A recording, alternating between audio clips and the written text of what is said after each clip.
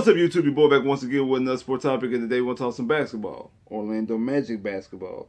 Now, we're going to talk about roster moves and roster decisions. Now, I did a video the other day talking about who I feel the Orlando Magic should target for their new head coach. And like I said in that video, I don't believe that the Magic are going to be tanking next year. That's part of the reason why I felt that they probably would have gave Coach Steve Clifford another year to coach. But obviously they didn't. They decided to go in a different direction, which is understandable. Like I said, I feel it actually is the right move. But because of that, I feel like they're not going to be in a tanking mode again next year. They're at the very least going to be trying to compete for a possible playoff spot, if not just to play in. Obviously, they're not ready and constructed to compete for a championship. You can understand that they're probably going to try and make some type of roster moves via trades or via signings and things like that. And former All-Star from the Dallas Mavericks, Kristaps Porzingis, has kind of voiced his displeasure a little bit. The comments after they got eliminated from the Clippers, him saying that he feels more like an afterthought than a co-star when it comes to him and Luka. So when I first seen that, I thought to myself, I was like, is that decision that the Magic should go after? Should the Orlando Magic try to make that move? Is that something that the Orlando Magic should pull a trigger on? And I start seeing reports that the Magic could be interested in the packages that I seen that was offered, that potentially could be the package to be offered of the Dallas. It's giving up Gary Harris Jr., Terrence Ross, and the 2024 first-round pick that we got from the Denver Nuggets that we received in the whole AG trade. And I ain't gonna lie to you, unless Dallas gets blown out the way with another offer, I believe the Mavericks would. I think the Mavericks would let that happen. I think the Mavericks would accept those two players and a future first round pick, even though it's protected. If I'm not mistaken, I think it's top 4 protected. If I'm not mistaken, they will take that and give up Porzingis because, let's be honest, it's been not going on that well in Dallas when it comes to Porzingis. It's not been going well. And if you want me to be completely honest, I don't think the Magic should make that move either. Not because of chemistry issue, because obviously, like, we have a kind of a new roster anyway, and we're gonna be adding new players in, hopefully, in a couple weeks with the NBA draft. But I actually just like the way we got. I like the core that we have and the core that we potentially have, and I don't see really where Porzingis fits because he's a power forward. And since you trade AG, that's where you're going to end up putting Isaac, unless you're going to put Isaac back at small forward like he's been playing since when Aaron Gordon was on the court, and you take Chuma and you put Chuma back on the bench, because the way I see it is going to be Fultz at the 1. Hopefully, if you're able to get a Cade Cunningham or a Jalen Green, I know Cade Cunningham is a point guard, but I think just the one or two. The 1 or 2 is going to be either Cade Cunningham, Jalen Green, and Markelle Fultz, hopefully. The 3 would be Chuma, the 4 would be Jonathan Isaac, and the 5 would be Wendell. And if you trade and you bring in Porzingis, even though I don't think that Gary Harris is in the future plans, and I don't really know what to think about Terrence Ross. I would like Terrence Ross to be in the future plans, but he's a veteran, and who knows? They might end up trying to move on from Terrence Ross. Terrence Ross might want to eventually move on because this is like we are in a rebuilding phase, and we're going youthful, we're going young. We're the youngest team in the NBA, and we'll have a new head coach and things like that. So I could definitely see that Terrence Ross would want to be playing on a team that at the very least can complete and go to the playoffs consistently. Therefore, a team that's up in the air and trying to find their footing a little bit, because we're going on a whole new rebuild process. And the future draft pick, we don't know what that pick is going to be like, because Denver should be good. Let's be honest, Denver should not be in the lottery, even in 2024, especially when they get, they just had the MVP in Jokic. You have Jamal Murray, who's going to come back from ACL. You have Michael Porter Jr., and you also have AG. So even though they're not looking too good in the playoffs right now up against the Phoenix Suns out there, but even though they didn't look good in that series, at the very least, they're still going to be a good playoff team, a team that's going to the playoffs consistently. So that pick is not going to be a lottery pick. So that pick is not going to be a high pick. So you're really able to get Porzingis almost really for nothing. But at the same time, even though he's a guy who can score points, he's not the same guy he was in New York before he got hurt. And that's another thing too. He's another guy who is always constantly getting hurt. And he's always has nagging injuries, if not missing season type injuries. And you don't really want to trade assets to get that type of guy.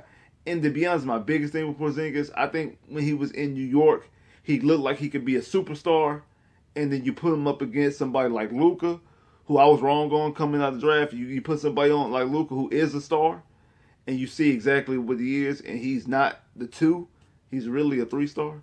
Like, he should go to a team like Portland and be the 3rd star to McCullough and Dame, or a team like LA with Paul George and Kawhi. Well, they got injuries galore with that too. But he needs to be a 3rd star. He's not ready to be a number. He's damn sure not a number 1 star, and I don't think he's a number 2 star. He's a 3rd star, and in this team right here, we're trying to find our star. We don't have a star quite yet. Hopefully, we get one via this draft. Hopefully, Markelle Fultz, Jonathan Isaac turns into that. R.J. Hampton, Cole Anthony, Chuma. There's nothing. I think it'll do more hindrance because the play Porzingis, you have to start him, and the start Porzingis, you're going to start. You're going to minimize and hurt somebody's growth. If it's Chuma, if it's RJ, if it's Cole, you're going to hurt. You're going to stunt somebody's growth because you're going to have to. You trade for Porzingis. Porzingis is an all-star caliber player at his best. You're going to let him play. You probably might try to run the offense through him to be around him to try to make him the face of the franchise type situation. I don't think that's the right move because even though he is very skilled offensively, I think what the Magic should do is continue to build on what they got. Hopefully, the draft breaks out in your favor. And like I said, you're able to get a Cade or you're able to get Jalen Green or some things of that nature.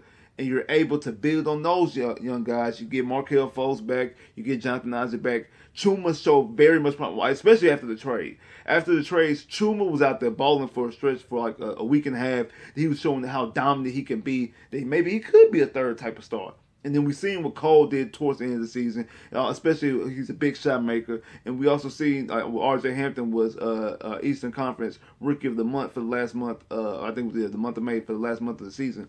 So we want to see these guys go. And like I say, technically Chuma was a rookie this year, even though he was drafted the year before. He didn't play none last year. So technically Chuma was a rookie. You got R.J. Hampton and both Cole, who were actual official rookies.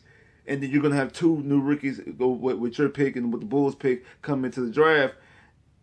All this youth, you want to see what these guys have. And the thing is, you won't be giving up youth because you'll be giving up Gary Harris, you'll be giving up Terrence Ross in a future pick. So technically, you won't be in a pick that should be a very low pick because Denver should be in the playoffs even in 2024. Even still, even with saying that, even with all that being said, and then you're not giving up on none on your youth. And I know I just said that you're not giving up on your youth from like as far as like you're not moving the youth assets. But what you're going to do is you're going to hurt their minutes. You're going to minimize their minutes because you're going to play Porzingis. That's what you're going to do. You're going to give him shots. And it's also not to mention Wendell and also Mo Bamba. I think that's the reason why Mo Bamba's in the situation that he's in because he was stuck on the team when Vooch finally became an all-star. So it was like, damn, you're not gonna put Vooch on the bench just so Mo Bamba can get minutes, and I think that hurt Mo Bamba's development and his growth, not to mention he got little nagging injuries here and there as well. So because of all that, I think that you're stunt the growth of your young guys, even though some of these guys are playing different positions, but I think it's like kind of like a butterfly effect. Especially if you take Porzingis and you keep him at the 3, keep him at the 4, and you move Jonathan Isaac back to the 3, that means now Chuma is on the bench.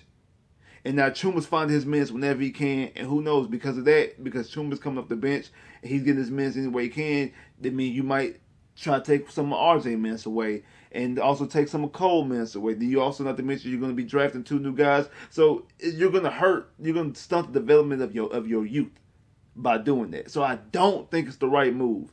Not to mention, like I said, Porzingis, since he's left New York, and since that initial injury and he's left New York, he is not shown up, and that's part of the reason why I feel like Dallas would most definitely take on with the offer, the package that I just named with Gary Harris and Terrence Ross in the pick, because they'll take that running. They won't even hang up the phone. They ready to take that pick because at least they'll get something out of it. They'll get a future pick, and they get a guy who can play in Gary Harris and a guy who damn sure can make shots in Terrence Ross.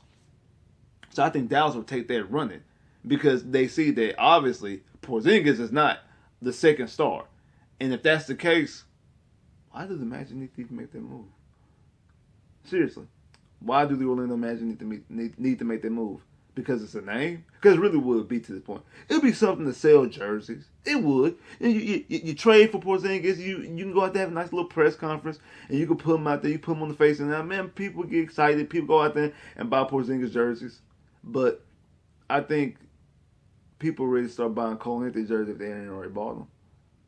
Especially if you get the first pick in the draft or even get Jalen Green. I think those guys, because they're going to be high draft picks, you can market those guys as well. There's other guys on this roster who you can market. You'll be able to market Chuma, I feel, very soon. Already, Jonathan Isaac can market folks. They've already been. You could potentially market them on a grander scale if they skill level plays, how especially if Markelle plays to the level he was drafted, and if Jonathan Isaac continues to develop as a defensive player that we've seen him do over the past couple of years. So it's not just a money grab. That's what it would be with Porzingis. It would be a quote unquote what people call in the movies a money grab when they just make a sequel just to make one, just a little cash grab. That's what it would be. It would be a cash grab to sign Porzingis or the trade for Porzingis. I don't think it's the right move because I think it would stunt the development of your young guys. So because it was the whole butterfly effect, like I said, and it would just change up how you'll be playing some of your guys. So I don't think that that's the right move and the right decision. As of right now, I really don't see too many real roster moves that you see. I really kind of on the way, kind of running back a little bit. Because I really like the youth that we have on the team and the guys that we potentially have in the guys we have in the draft. I know the team rosters change over year after year. You're never going to keep the same amount of. You're never going to keep the same players from year to year unless you're the Tampa Bay Buccaneers. Like that. That's the only team. I think that's the only team I think in NFL history that got to keep 22 of their 22 starters, and they got to keep their role players as well. So teams really don't just run it back in any sport: football, basketball. Baseball, whatever, soccer. No team just runs it back, except the Tampa Bay Buccaneers, obviously. Except the 2020 and the 2021 Tampa Bay Buccaneers. The only time somebody getting rolled back, they run it back. So I feel like the Magic should run it back as much as they possibly can. I know it's going to be some guys who leave, but because I really just like the way these guys is and the potential who you hire as a head coach. If you get a good coaching hire, a guy who can develop talent, a guy who can go in and be with and grow with the youth, I believe that the team will be heading into the right direction. So I don't think you really need to make any type of drastic roster moves as far as like trading for a superstar. Not right now. Who knows? Maybe 2-3 years from now, maybe we on the edge and we just need that final little piece. And who knows? Then that's another conversation for another day. If we get to the edge, or we have to get a Dame Lillard, or we have to get a Cat, or we have to get a Zion, or we have to get a Bi, we have to get a Bradley Beal, we have to get something of that nature. Years down the line, we have to get a Donovan Mitchell, we have to get like things like that. And that's like I said, that would be a couple years away. That's no time soon. Because we're not ready for that no time soon. Right now, I want to see what these guys can do and grow because I really think they could be. I'm not saying they're going to make the NBA Finals in this young span of time. I'm not saying these guys are going to be this type of Hall of Famers, but I kind of see exactly, a little bit what I said before when me and Jonathan did the video a couple months back after the first initial trade happened, after the trade deadline. See some old Magic vibes back, that 94, 95 Magic vibe when you had all those young guys. Now I'm not saying nobody on this team is Shaq or Penny or Dennis Scott or Nick Anderson, anything like that. I'm not saying that, but what I'm saying is you got all those guys around the same age. Guys drafted year after year after year. I mean, you got Markelle and you got Jonathan Isaac, both drafted in 17. You got Wendell, you got Mo Bamba, both drafted in 18. You got Chuma drafted in 19. You got both R.J. Hampton and Cole Anthony, both drafted in 20. And then you're going to have two guys potentially in the top 10 drafted this year in 2021. So there's two guys from 17, two guys from 18, two guys from 20, two guys from 2021. That's 8 guys. Not to mention you throw in Chuma in a 17, 18, 19, 22 in a 5-year span. In a 5-year span, you got all that time, and all these guys are lottery except for Cole. Except for Cole and Chuma, and also R.J. Hampton. Those guys won lottery picks because you were in the playoffs when you drafted Cole, and when you drafted Chuma, and also Denver was in the playoffs when they drafted R.J. Hampton. But the rest of these guys are all lottery picks. So I'd rather see these guys grow and see if you could potentially have that type of Magic feel, or like was it the Oklahoma City when they had all those young guys that they drafted as well with KD, Westbrook, and Harden. Not saying any of these guys and those guys, so don't get that confused. I'm not saying that. I'm just saying, just from the youth standpoint, I like the talent pool that we have. And I think it's heading in the right direction. I think we should stick with the youth movement, like I said, with the youngest team in the NBA up to this point. I don't think it's time for us to be going after veterans and big names just yet. Maybe potentially down the line, 2-3 years down the line, maybe. But as of right now, for the next couple of years, I want to see these guys develop. Like, subscribe if you haven't, comment below if you haven't, click that bell, get more videos. I'll holla.